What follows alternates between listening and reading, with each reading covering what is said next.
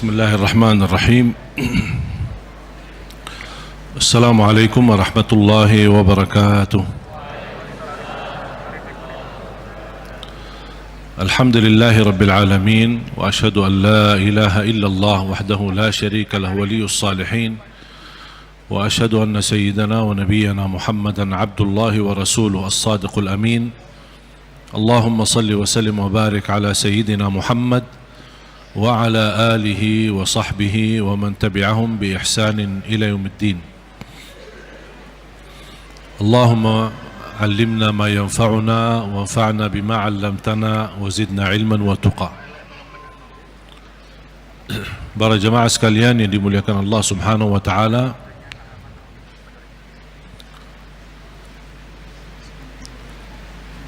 begitu luar biasa kemuliaan Al-Quran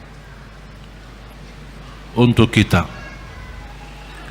Kita terpilih menjadi umat Nabi Muhammad sallallahu alaihi wasallam, menjadi ummatul Quran.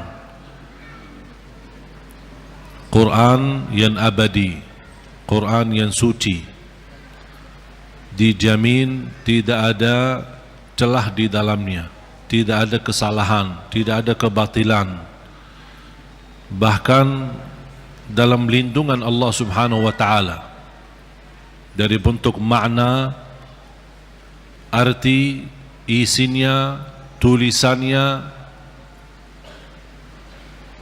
halam-halamannya, dan semua dilindungi oleh Allah Subhanahu wa taala. Sebagaimana janji Allah, inna nahnu nazzalna dzikra wa inna lahu lahafizun. Kami telah menurunkan Al-Quran dan kamilah yang menjaganya. Termasuk terjaga ahlul Quran.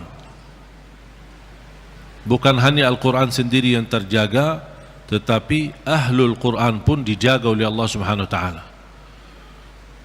Bahkan salah satu lindungan Allah Subhanahu wa taala kepada kita melalui Al-Quran, akan dilindungi oleh Allah ahlul Quran dari siksa neraka Jahannam.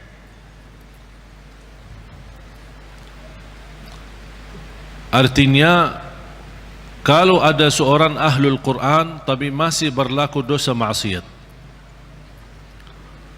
dan seandainya dihukum oleh Allah untuk masuk neraka sementara, untuk disucikan dan membersihkan dari dosa dan maksiat, neraka pun tidak akan mampu menghanguskan kulitnya dan tidak akan mampu membakar hatinya, karena isinya Al-Quran.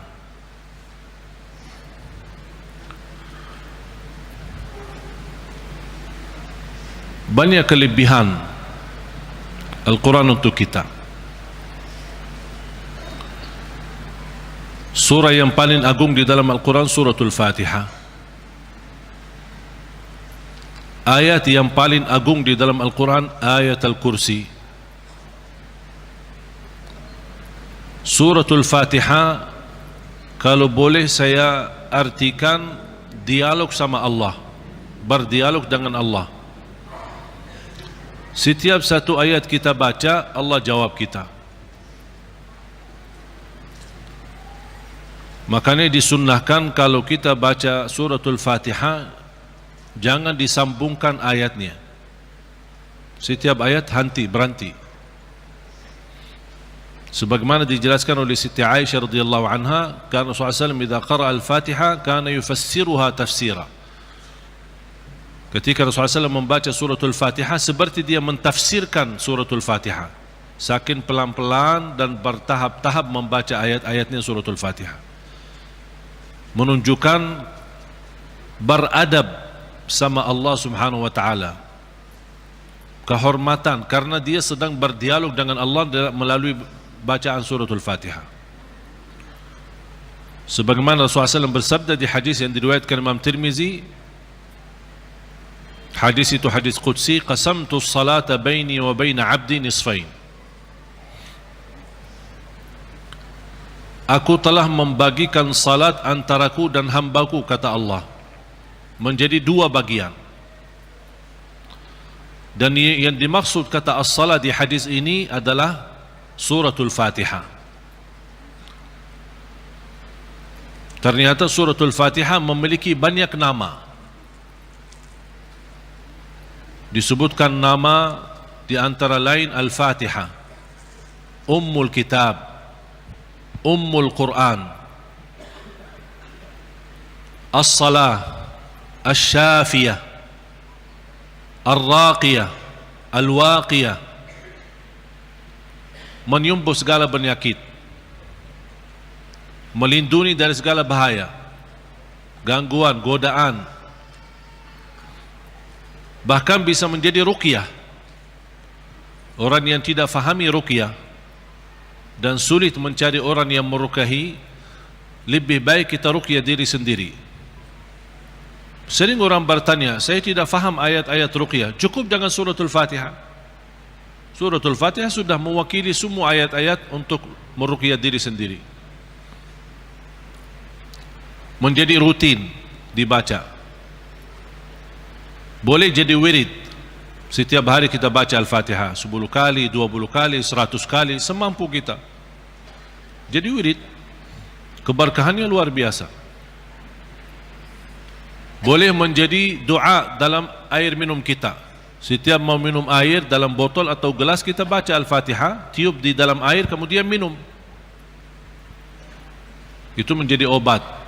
Biasakan anak-anak kita minum air yang sudah dibacakan dalamnya suratul Fatihah. Jangan menunggu kiai, ustaz, habib datang untuk membacakan Al-Fatihah dalam air. Kita sendiri belajar.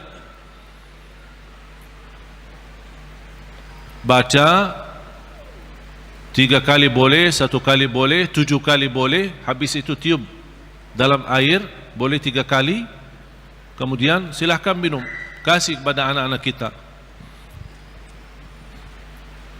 Al-Fatihah itu obat.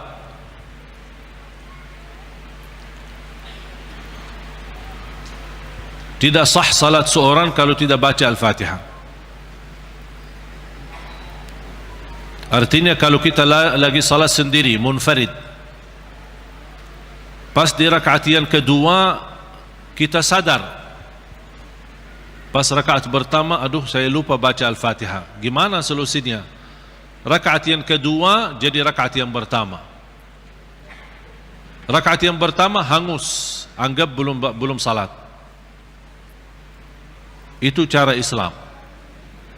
Tidak ada cara aku lupa suratul Fatihah, ya udah aku berhenti, aku ulang. Tidak ada di dalam Islam gitu. Yang ada dalam hukum fikih, rakaat pertama tertinggal suratul Fatihah, rakaat yang kedua dijadikan rakaat pertama. Rakaat yang pertama hangus. Sebelum salam sujud sahwi 2 kali. Tapi sahwi tidak mencukupi atau menggantikan rukun yang kita tinggalkan. Ada istilah rukun, ada istilah wajib. Kalau tertinggal wajib dalam salat, masih bisa kita laksanakan sujud sahwi, menggantikan yang kita tinggalkan. Contoh, salah satu contoh wajib apa? Apa wajib?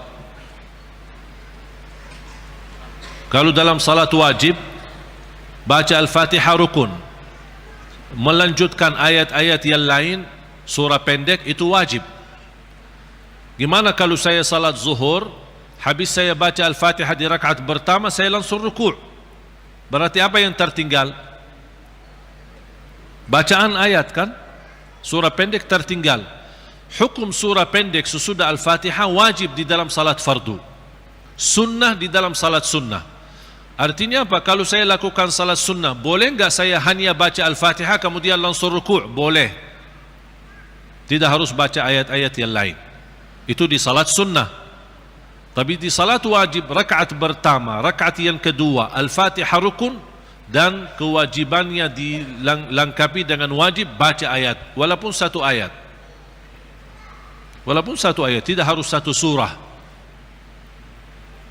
1 ayat kemudian langsung rukuk, boleh. Amma yatasaalun, Allahu Akbar, 1 ayat. Itu sudah mencukupi melaksanakan yang wajib. Mau lebih banyak lagi, ya bebas. Gimana kalau saya lupa habis baca Al-Fatihah pas saya salat wajib di rakaat pertama atau rakaat yang kedua? Kadang-kadang terjadi, namanya kita lagi salat, ada terganggu fikiran, kehilangan khusyuk. Pas habis saya baca Al-Fatihah, Allahu Akbar, saya rukuk. Pas di dalam rukuk, aduh, saya belum baca ayat-ayat pendek. Di dalam hukum fikih tidak boleh kita balik. Tidak ada kata mundur dalam salat untuk membacakan baru rukuk lagi, tidak ada. Teruskan salatnya, rukuk, sujud, sampai mau selesai. Sebelum salam, sujud sahwi 2 kali. Tidak ada istilah sujud sahwi 1 kali. 2 kali sujud sahwi. Kenapa sujud sahwi 2 kali? Menggantikan yang wajib yang tertinggal. Itu bisa diwakili atau dicukupi dengan sujud sahwi. Zikir dalam rukuk, zikir dalam sujud, hukumnya wajib. Walaupun ada berbeda pendapat, wajib apakah 1 kali atau 3 kali. Ada yang berkata 1 kali wajib, selebihnya sunnah. Subhana rabbiyal azim 1 kali, sami'allahu liman hamidah, boleh. Tapi kalau mau wajib dan sunnah, ya 3 kali, 5 kali, 7 kali, atau seterusnya sampai imam berdiri dari rukuk. Kalau imam rukuknya panjang, banyak orang yang subhanallahi azim, subhanallahi azim, subhanallahi azim. Kok imam belum bangun dari rukuk, belum berdiri? Tak usah fikirin imam, teruskan zikirmu sampai imam berkata sami'allahu liman hamidah. Kalau lama, ya berarti kita bebas lama. Tapi tidak boleh doa dalam rukuk. Dalam rukuk tidak boleh doa. Yang boleh doa di dalam sujud. Dan doa itu bebas. Sering saya memperhatikan orang lebih banyak memilih doa panjang di sujud terakhir. Itu bukan berarti tidak boleh doa di setiap sujud. Sujud pertama boleh enggak saya panjang doa? Boleh. Apalagi kalau lagi salat sendiri. Yang tidak boleh berlama-lama sujud ketika kita makmum. Imam sudah Allahu Akbar, kita masih enak-enak sujud. Kita bangun dari sujud, imam sujud lagi. Suka telat. Itu makruh, bahkan bisa disampaikan membatalkan salat kalau sengaja. Udah, kalau makmum ikuti imam. Mau berlama-lama sujud, anda lagi salat sendiri, silahkan sampai hari kiamat sujud, tak apa-apa, tak masalah, bebas. Banyak orang yang suka kalau pas lagi makmum enak sujud lama sampai tertinggal imamnya, tapi pas lagi sendirian malas lama-lama sujud. Jadi kebalik. Tapi kalau yang tertinggal rukun itu tidak mencukupi atau tidak bisa digantikan dengan sujud sahwi, tetap harus melaksanakan rukun tersebut. Contoh, rakaat pertama habis saya baca Al-Fatihah, baca surah pendek, kemudian langsung Allahu Akbar, tambah saya sadar saya sujud. Terjadi enggak? Ada yang sujud tambah rukuk. Pas dia di sujud, aduh saya belum rukuk. Gimana solusinya dalam fikih? Teruskan salatnya, pas berdiri di rakaat yang kedua, hangus rakaat yang pertama, rakaat yang kedua dijadikan rakaat pertama. Kalau dari segi hitungan pasti ada tambahan rakaat kan? Dianggap ada tambahan rakaat. Walaupun ada yang tertinggal di dalamnya 1 rukun, itulah yang ditutupi dan diampuni Allah kesalahan tersebut dengan sujud sahwi. Faham? Berarti intinya sujud sahwi tidak mencukupkan atau menggantikan rukun yang tertinggal.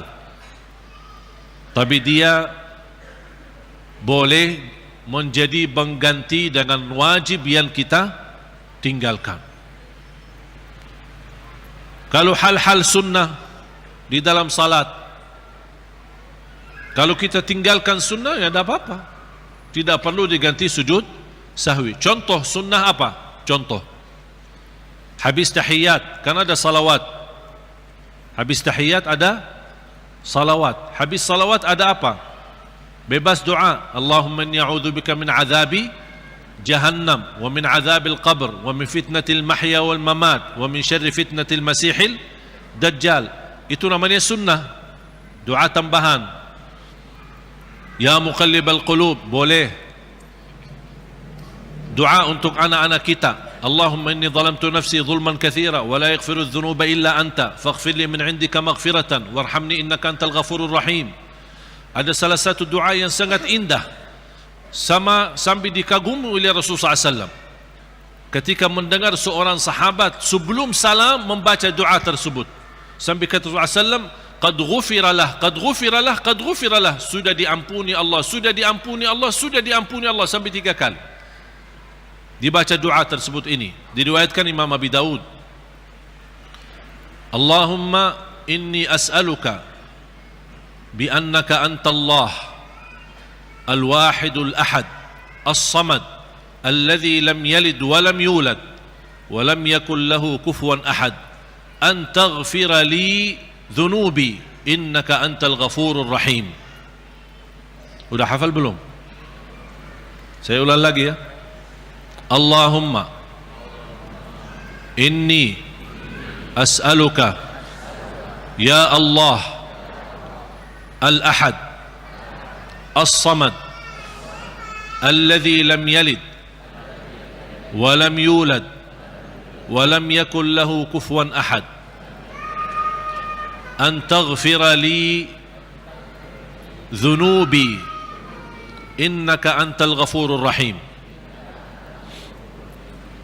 Itu dibacakan sebelum salam, habis tahiyat sebelum salam. Kata Rasulullah, diampuni Allah, diampuni Allah, diampuni Allah, sampai 3 kali.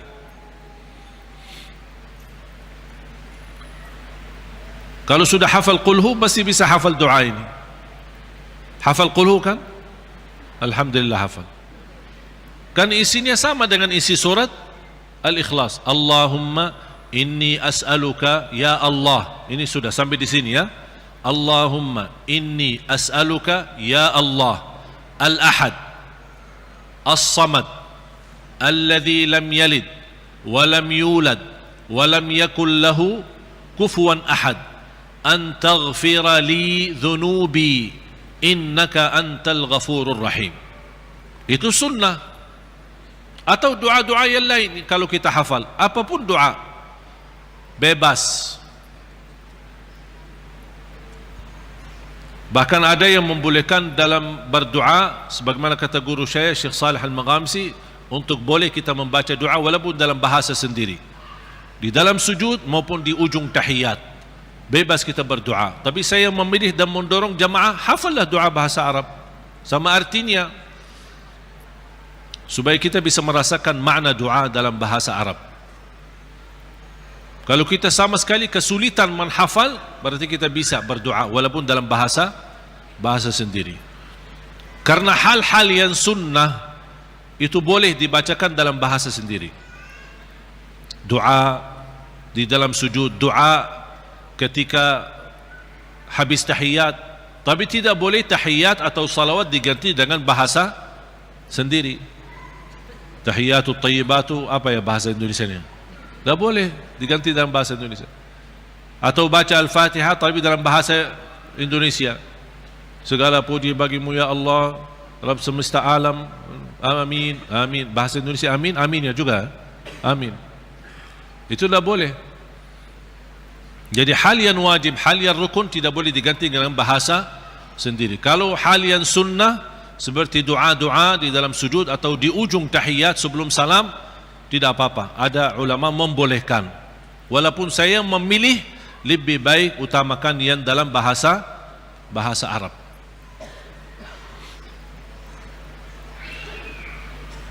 Al-Fatihah sebagai obat menyembuhkan penyakit kita. Ada yang merasa gesak di hati, merasa stres kepalanya, boleh taruh tangan yang kanan di atas kepala dan baca Al-Fatihah. Di atas dada kita baca Al-Fatihah. Itu sungguh subhanallah, Al-Quran sebenarnya seluruh Al-Quran, seluruh isi Al-Quran itu obat. Qul huwa lilladzina amanu hudan wa shifa. Sungguh Al-Quran itu petunjuk dan obat, menyembuhkan penyakit bagi orang-orang yang beriman. Berarti Al-Quran menyembuh penyakit hanya berlaku bagi orang yang beriman. Yang tidak beriman tidak berlaku.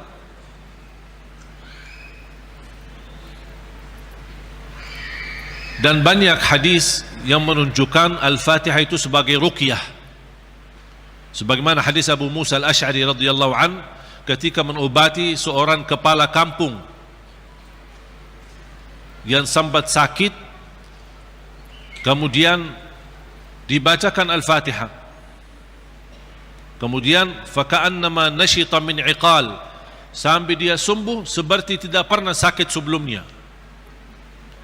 Dan mereka mencerita ketika mereka pulang ke Madinah bertemu Rasulullah SAW, mereka mencerita apa yang terjadi bersama orang kampung. Di antaranya kepala kampung yang sedang sakit, dibacakan Al-Fatihah, dia sembuh. Rasulullah SAW bersabda, wa ma yudrika annaha ruqyah. Dari mana wahai Abu Musa kamu tahu itu ruqyah? Itu menunjukkan Rasul setuju dengan perilaku Abu Musa Al-Asy'ari. Kembali kepada hadis yang diriwayatkan Imam Tirmizi, hadis yang qudsi, qasamtu salata baini wa baina abdi nisfain. Aku telah membagikan salat antaraku dan hambaku. Ini Allah yang sedang bicara di hadis qudsi itu. Berarti salah satu nama suratul Fatihah As-Salah namanya. Kenapa dinamakan As-Salah? Karena tidak sah salat kita tanpa suratul Fatihah. Qasamtu salata baini wa baina abdi nisfain. Aku telah membagikan salat itu antaraku dan hambaku dua bagian. Fa idza qara'a abdi alhamdulillahi rabbil alamin qala Allah hamadani abdi. Ketika hamba berkata alhamdulillahi rabbil alamin qala Allah, Allah jawab. Cuba bayangkan jemaah sekalian, setiap satu ayat dari suratul Fatihah kita baca, Allah jawab kita. Makanya layaknya adab yang sempurna, jangan sambungkan suratul Fatihah. Allah jawab, kita hayati jawaban Allah subhanahu wa ta'ala. Alhamdulillahi rabbil alamin. Allah menjawab, hambaku telah memujiku.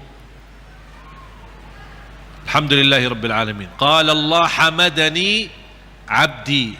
Hambaku telah memujiku. Ar-Rahmanir Rahim. Qala Allah majjadani abdi. Hambaku telah mengagungkanku. Malik Yaumiddin. Qala Allah athna alayya abdi. Hambaku telah memuliakanku. Allah jawab setiap ayat. Iyyaka na'budu wa iyyaka nasta'in. Allah jawab, ini antaraku dan hambaku. Na'budu itu Allah, nasta'in kami memohon pertolongan kepada Allah. Berarti ada dua bagian. Ini antaraku dan hambaku kata Allah. Ini ada bagian untukku, ada bagian untuk hambaku.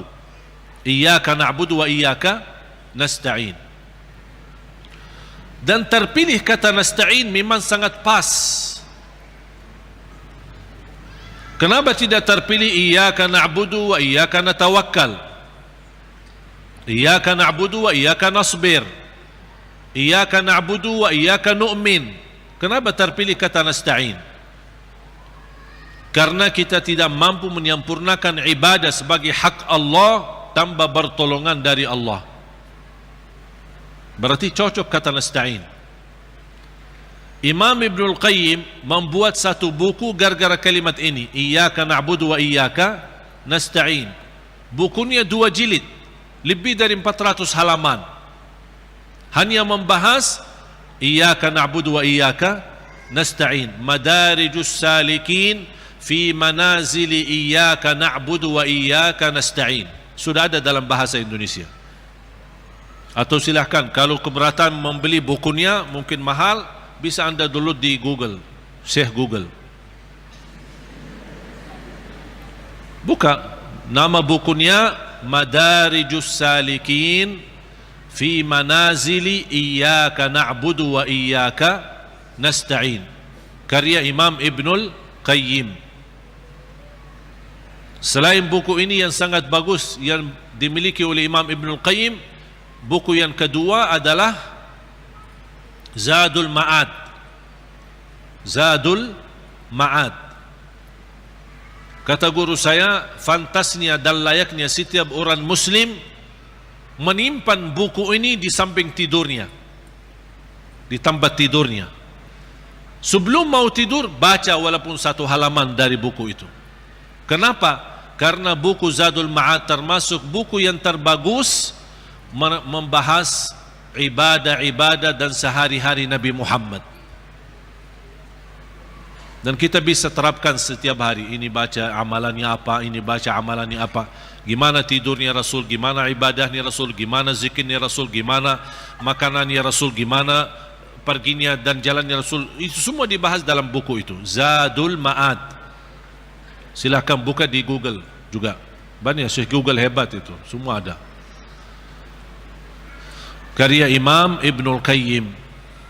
Kalau anda bisa beli dua buku ini atau bisa download di internet, itu sangat bagus. Sudah ada dalam bahasa Indonesia. Iyyaka na'budu wa iyyaka nasta'in. Qala Allah, ini antaraku dan hambaku, dan apapun yang hambaku minta aku berikan. Coba gimana jawaban Allah? Iyyaka na'budu wa iyyaka nasta'in, ini antaraku dan hambaku, apapun hambaku meminta aku berikan. Habis itu apa yang diminta oleh hamba? Minta apa? Ihdinas siratal mustaqim. Tetap Allah masih jawab, ini untuk hambaku. Ihdinas siratal mustaqim, siratal ladzina an'amta alaihim. Allah jawab, ini untuk hambaku. Ghairil maghdubi alaihim waladdallin, ini untuk hambaku. Artinya Allah kabulkan doanya, karena ini doa. Makanya kita tutupi amin. Apa arti amin? Allahumma stajib, ya Allah mohon diterima. Itu makna amin. Mohon ya Allah, terima permohonan kami. Allah menjawab, ini untuk hambaku. Artinya Allah jawab dan kabulkan doa kita. Makanya ketika kita baca Al-Fatihah, kita merasakan berdialog dengan Allah.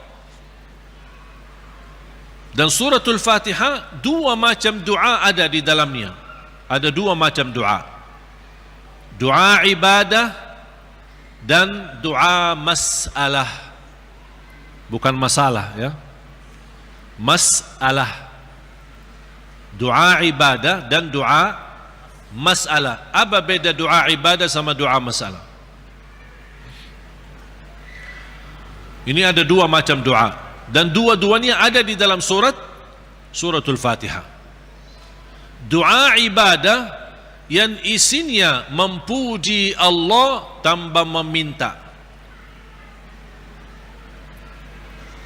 Doa ibadah memuji Allah tanpa meminta, tidak ada permintaan.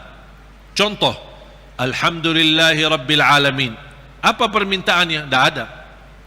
Cuman artinya apa? Memuji Allah. Segala puji bagimu ya Allah. Dan tidak ada kata yang terindah daripada kata Alhamdu, karena Alhamdu sudah mewakili semua segala pujian. Artinya jamaah sekalian, kalau ada di antara kita yang tidak faham cara yang terbaik memuji Allah, tidak hafal kata-kata yang panjang dan indah, tidak hafal Asmaul Husna, aku ingin memuji Allah, cukup satu kata, Alhamdulillahi Rabbil Alamin, mewakili segala pujian. Makanya kata ini sangat luar biasa. Kalau diartikan dalam bahasa Arab, segala puji bagimu ya Allah. Artinya semua pujian bagimu ya Allah, segalanya. Makanya disebut kata itu doa ibadah, karena isinya memuji Allah tapi tidak meminta. Tidak meminta apa-apa. Doa yang kedua, doa masalah, yang isinya memohon sesuatu. Memohon sesuatu. Contoh, ihdinas siratal mustaqim. Itu kan ada permintaan. Makanya disebutkan doa masalah. Layaknya setiap kita berdoa diawali dengan doa ibadah, baru masuk kepada doa masalah. Itu adab, tata cara doa. Jangan langsung mau berdoa, ya Allah ampuni, ya Allah. Puji dulu. Karena Allah senang mendengar pujian hamba. Allah senang. Buat Allah senang dulu, baru minta. Dan itu sudah dibuktikan oleh suratul Fatihah. Makanya saya selalu berkata, bagi orang awam yang tidak bisa berdoa, tidak mampu doa, tidak hafal doa, atau tidak memfahami bagaimana bisa berdoa, dia cukup membaca Al-Fatihah mewakili semua doa. Karena isinya doa ibadah ada, memuji Allah tanpa meminta, dan juga ada isinya doa masalah. Boleh enggak saya baca Al-Fatihah supaya anak saya mendapatkan hidayah, supaya anak saya disembuhkan oleh Allah, supaya saya dapat jodoh, supaya saya diberikan kemudahan? Doa. Al-Fatihah mewakili semua doa bagi orang yang tidak faham doa atau tidak bisa berdoa. Jadi diawali doa kita dengan ibadah atau doa ibadah yang isinya memuji tanpa meminta, baru masuk ke tahap yang kedua, doa masalah, memohon kepada Allah SWT. Dan juga tolong jemaah sekalian perhatikan, habis dibacakan Al-Fatihah sampai iyyaka na'budu wa iyyaka nasta'in, belum meminta apa-apa. Kita memuji Allah, mengagungkan Allah, memuliakan Allah, kemudian kita mengaku sebagai hamba Allah, dengan kita ikrarkan iyyaka na'budu, itu hakmu ya Allah, dan kami memohon pertolongan. Dan pertama permohonan bertolongan kepada Allah, dan yang terbaik pertolongan yang kita mohonkan kepada Allah adalah minta hidayah kepada jalan yang lurus. Jemaah sekalian, ayat Al-Fatihah disusun itu betul-betul rapi, tidak sembarangan kata-kata yang terpilih, termasuk meminta hidayah. Kalau kita dapat hidayah, segala urusan kita beres.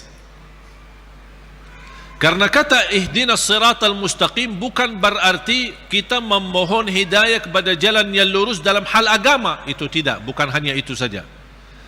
Tapi ihdinas siratal mustaqim dalam mengurusi rumah tangga, ihdinas siratal mustaqim dalam mendidik anak, ihdinas siratal mustaqim dalam mencari nafkah dan rezeki, ihdinas siratal mustaqim dalam kehidupan kami sehari-hari, ihdinas siratal mustaqim dalam beribadah, ihdinas siratal mustaqim dalam ikhlas, ihdinas siratal mustaqim dalam sabar, ihdinas siratal mustaqim dalam syukur. Semua hal-hal yang kita butuhkan, dunia maupun akhirat, ibadah maupun tidak ibadah, beramal apapun, kita memohon petunjuk hidayah kepada jalan yang lurus. Artinya kita memohon melalui ayat ini, kita berharap segala aktivitas kita bisa mendapatkan yang terbaik di jalan Allah. Ihdinas siratal mustaqim, berilah Allah petunjuk kepada jalan yang lurus, yang terbaik. Yang terbaik ikhlas, yang terbaik rumah tangga, yang terbaik mendidik anak, yang terbaik dalam menjaga diri, yang terbaik melindungi diri, yang terbaik mencari nafkah dan rezeki, yang terbaik mencari kerjaan yang baik, yang terbaik dalam beribadah, yang terbaik dalam tahajud, yang terbaik dalam majlis ilmu, yang terbaik dalam menghafal Al-Quran. Semua kita berharap melalui ihdinas siratal mustaqim sudah termasuk segala yang kita inginkan, dan kita hanya meminta bukan sesuatu yang baik, tapi yang terbaik. Ihdinas siratal mustaqim. Contohnya seperti apa? Siratal ladzina an'amta alaihim. Ya Allah, kami memohon petunjuk kepada jalan yang lurus sebagaimana ada hamba-hambamu yang telah mendapatkan karunia nikmat-nikmatmu. Siratal ladzina an'amta alaihim. Ya Allah, kami ingin dapat seperti mereka. Seperti Sayyidina Abu Bakar, seperti Sayyidina Umar, seperti Sayyidina Utsman, seperti Sayyidina Ali, seperti Siti Khadijah, seperti Siti Aisyah. Kita ingin seperti mereka. Siratal ladzina an'amta alaihim. Janganlah ya Allah seperti orang-orang yang dimurkai oleh Allah atau orang yang tersesat. Ghairil maghdubi alaihim waladdallin. Ya Allah, jauhkan, lindungilah kami dari situ, dari hal-hal yang mendapatkan kemurkaan-Mu. Kami tidak mau. Kami mau sebagaimana hamba-Mu yang telah menerima karunia nikmat-nikmat. Siratal ladzina an'amta alaihim. Itu yang kami mau ya Allah. Tapi jangan di jalan orang-orang yang dimurkai Allah dan orang-orang yang tersesat. Apa beda al-maghdubi alaihim waladdallin? Bedanya apa? Orang yang dimurkai Allah sama orang yang tersesat. Orang yang dimurkai Allah yang memiliki kemampuan ilmu tapi tidak menggunakan ilmu untuk mendekatkan diri kepada Allah. Sombong. Mereka berilmu, tapi sayang sekali ilmu yang mereka dapatkan hanya ingin menunjukkan kelebihan diri, menunjukkan dirinya sebagai orang yang hebat, bukan untuk digunakan untuk mendekatkan diri kepada Allah. Dan ketua umum majlis al-maghdubi alaihim orang Yahudi. Ketua umum majlisnya orang Yahudi. Yahudi adalah kelompok atau golongan yang berilmu, tapi mereka mendapatkan kemurkaan Allah karena mereka tidak pernah menggunakan ilmu tersebut. Justru kecerdasan mereka dengan kehebatan ilmu mereka, mereka menggunakan untuk mensusahkan umat. Paling hebat ilmu ekonomi Yahudi, paling hebat ilmu media Yahudi. Makanya sekarang mereka seluruh media itu dimiliki oleh Yahudi. Ekonomi dunia dikuasai oleh Yahudi. Karena mereka punya ilmu, tapi mereka kenapa kuasai? Bukan untuk digunakan untuk kemudahan bagi manusia, tapi justru mereka menggunakan untuk kemanfaatan buat mereka sendiri. Makanya Allah murka terhadap mereka. Waladdallin, orang-orang yang tersesat, yang suka mengamalkan amalan-amalan tapi tidak ada ilmunya. Kenapa kamu lakukan? Tidak tahu. Saya cuma suka itu, tapi tidak ada ilmunya. Contohnya ketua umum majlis waladdallin adalah Nasrani. Nasrani ahli ibadah, beda sama orang Yahudi. Kalau Yahudi ahli ilmu, kalau Nasrani ahli ibadah. Bahkan mereka menggunakan rahbaniyah, memaksakan diri beribadah sepanjang hari. Sampai ada yang mendiamkan diri di sebuah tempat yang tidak bisa ditinggalkan, tidak mau nikah, tidak mau makan daging, tidak mau makan ini segala. Ini semua dilakukan oleh mereka. Itu yang tidak ada dasarnya. Berlebih-lebihan. Islam melarang kita berlebih-lebihan beribadah. Sebagaimana ada 3 orang ketika datang ke Madinah mendengar betapa ibadah Rasulullah SAW, sambil salat tahajud, sambil bangka kakinya. Kita pernah enggak bangka kaki kita? Pernah, ketika begal, capek, urus dunia, bukan karena tahajud. Bagaimana SAW puasanya, gimana SAW tahajudnya, gimana SAW ibadahnya. Ada 3 orang mendengar berita-berita, sambil mereka merasa, aduh, kalau Nabi Muhammad begitu luar biasa ibadah ini, gimana kita? Sambil ada di antara mereka yang berkata, kalau memang begitu ibadah Rasulullah SAW, saya akan berpuasa, tidak akan buka. Artinya mau berpuasa setiap hari, sepanjang hayatnya, sepanjang hidupnya. Bukan tidak makan sama sekali, tetap makan, tapi maksudnya setiap hari mau puasa sambil mati. Yang satu lagi kata orang, saya akan tahajud, tidak akan tidur. Yang ketiga berkata, saya tidak akan nikah. Karena dia merasa terhina, atau merasa dirinya rendah, atau merasa dirinya tidak ada artinya dibanding ibadah Rasulullah SAW. Kalau Rasul saja yang diampuni Allah, begitu luar biasa hebat ibadahnya, aku merasa malu, ya udah saya tidak mau nikah. Mengapa? Agar saya kosongkan waktu saya untuk beribadah, mendekatkan diri kepada Allah. Ada di antara mereka yang di riwayat lain disebutkan, saya tidak mau makan daging. Berita ini, bercakapan mereka ini, berbicaraan mereka ini sampai ke telinga Rasul. Rasul naik mimbar. Ma balu aqwamin, menapa ada kaum atau berkataan seperti ini? Inni la atqakum lillah wa akhsyakum lah. Aku yang paling takwa kepada Allah dan paling takut kepada Allah. Aku tahajud dan tidur, aku puasa dan buka puasa, aku makan daging atau juga nikah. Rasul menceritakan ini semua tidak akan menghalangi kita kalau kita mau bersungguh-sungguh beribadah. Itu yang disebutkan kata rahbaniyah yang sering dilakukan oleh Nasrani. Makanya kita memohon petunjuk pada jalan yang lurus, tapi jangan sampai kepada jalan yang dimurkai Allah atau jalan yang tersesat. Kami tidak mau punya ilmu tapi tidak pernah gunakan ilmu untuk mendekatkan diri kepada Allah. Saya tidak mau juga beramal tanpa ilmu, karena saya khawatir nanti jadi orang yang tersesat. Amin. Allahumma terima. Ya Allah, mohon diterima.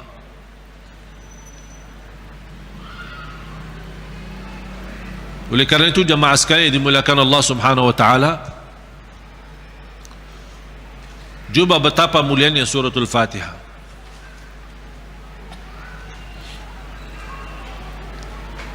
Saya hanya menyampaikan sejarah singkat. Saya belum membahas sejarah detail.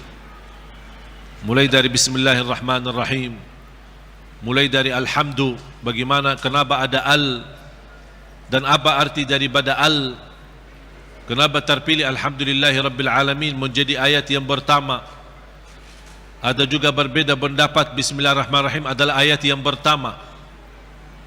Makanya kalau sebagian ulama menganggap Bismillahirrahmanirrahim ayat yang pertama, makanya dijahar dalam salatnya. Makanya kita perhatikan rata-rata Al-Quran itu selalu Bismillahirrahmanirrahim. Al-Fatihah ada ayat nomor 1. Dibandingkan Bismillah di surah yang lain tidak ada angka. Betul? Karena itu berbeda pendapat antara ulama, apakah Bismillah itu salah satu ayat dari suratul Fatihah atau tidak. Walaupun sebagian besar memilih Bismillah salah satu dari surat Al-Fatihah, sebagian besar. Sebab ayat suratul Fatihah ini Bismillah, apakah ayat pertama atau tidak, muncullah persoalan yang kedua, apakah boleh jahar atau tidak. Kalau tidak dijahar, tetap boleh atau tetap mewajibkan atau membaca Bismillah. Bagi orang yang suka baca sir, tetap baca Bismillah, karena dia sebagian dari surat. Jangan Allahu Akbar baca doa iftitah langsung Alhamdulillahi Rabbil Alamin. Mana Bismillahnya? Tetap dibacakan, walaupun sir, tidak dijahar. Menurut saya bagi soal jahar atau sir tidak masalah. Keras suara atau tidak keras suara tidak masalah. Bagi saya tidak masalah. Dan saya selalu sesuaikan. Masjid yang suka keraskan suara dengan Bismillah, saya suka tanya kalau diminta jadi imam. Kalau jahar Bismillah, saya jahar. Kalau disirkan, tidak dikeraskan, saya tidak keraskan. Qunut subuh, kalau dia masih baki qunut subuh dan saya diminta jadi imam, saya baki qunut subuh. Kalau masih tidak baki qunut subuh, saya tidak baki qunut subuh. Saya tidak suka maksa. Tak, saya tidak mau qunut subuh. Kalau saya jadi imam, saya tidak mau qunut subuh. Kenapa? Ini bid'ah, ini sesat semua. Nah, gampang. Alhamdulillah, hal berbedaan tidak masalah. Yang saya paling suka masjid netral. Ketika saya masuk masjid, saya suka tanya ketika diminta jadi imam.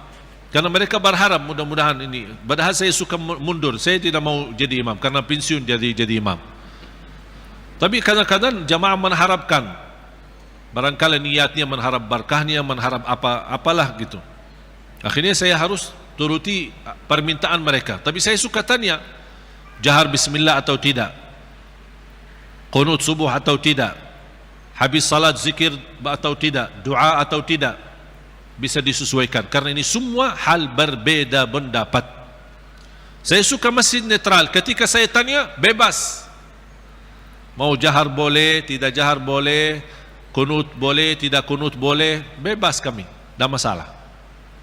Kita ikuti imam, yang penting kita salat. Dan itu yang kita perlukan, masjid yang netral, tidak fanatik, supaya kita bisa bersama-sama.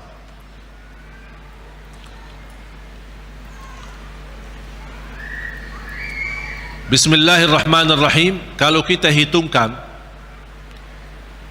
Al-Fatihah berapa ayat? Berapa? 7. Itu sudah disepakati. Itu sudah disepakati. 7 ayat. Sekarang gimana kita bisa jelaskan? Kalau bismillah sebagian dari suratul Fatihah. Gimana kalau kita hitungkan ayatnya? Ayo kita mari sama-sama hitung. Bismillahirrahmanirrahim 1. Alhamdulillahirabbil alamin 2. Ar-Rahmanir-Rahim 3. Maliki yaumiddin 4. Iyyaka na'budu wa iyyaka nasta'in 5. Ihdinas siratal mustaqim 6. Berarti tinggal berapa? 1 ayat. Siratal ladzina an'amta 'alaihim ghairil maghdubi 'alaihim waladdallin 1. Berarti jadi berapa? 7. Bagi ulama yang pendapat bismillah tidak sebagian dari suratul Fatihah, tidak dihitung sebagian dari ayat suratul Fatihah, berarti ayo coba kita hitung. Kalau dikeluarkan bismillah, mari kita hitung ayat pertama apa? Alhamdulillahirabbil alamin 1. Terus Ar-Rahmanir-Rahim 2.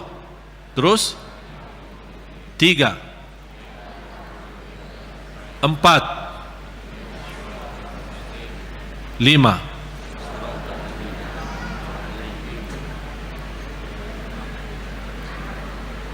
Ini kan 1. Siratal ladzina an'amta 'alaihim ghairil maghdubi 'alaihim waladdallin 1. Berarti berapa? 6. Terus 7-nya mana?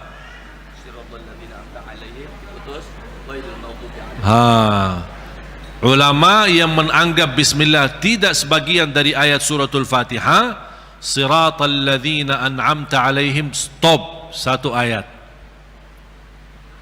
Itu yang menjadi yang ke-6. Ghairil maghdubi 'alaihim waladdallin yang ke-7.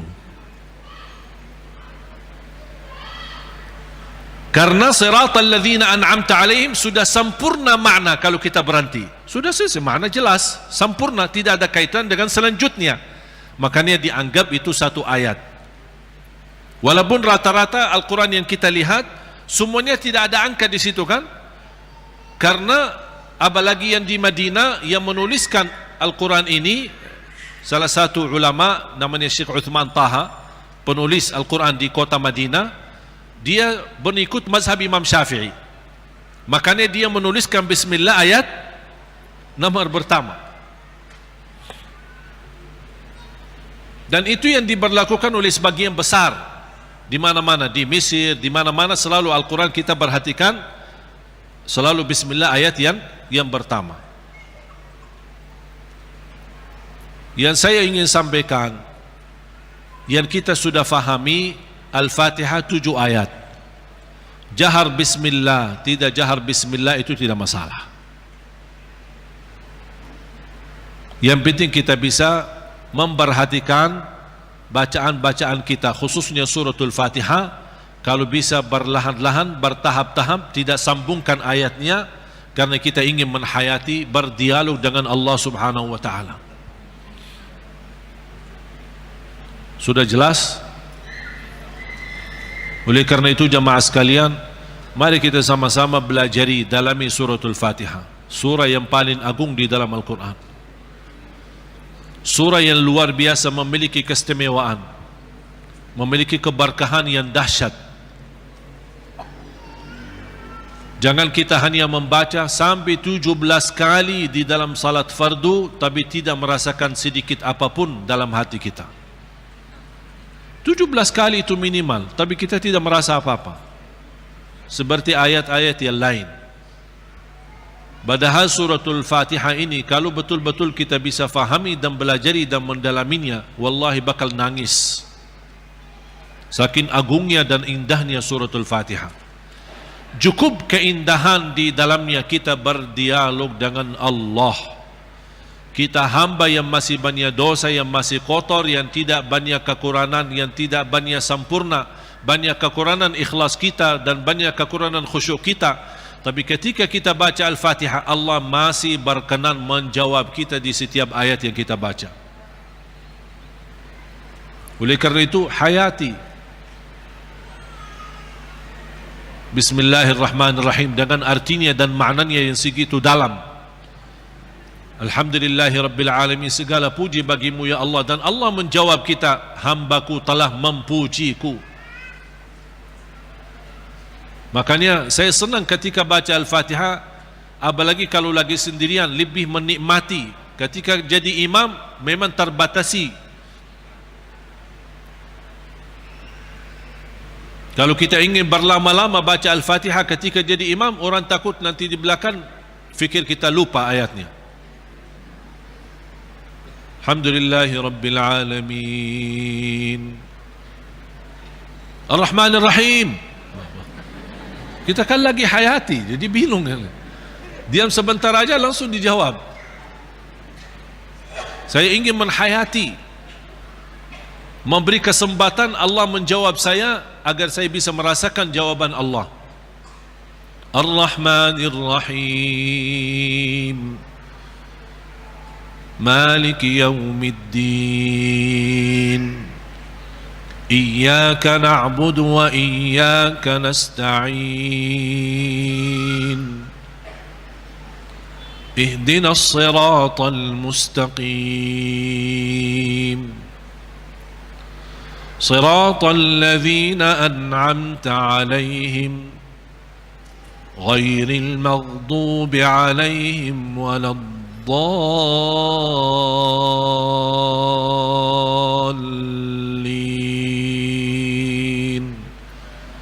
Amin.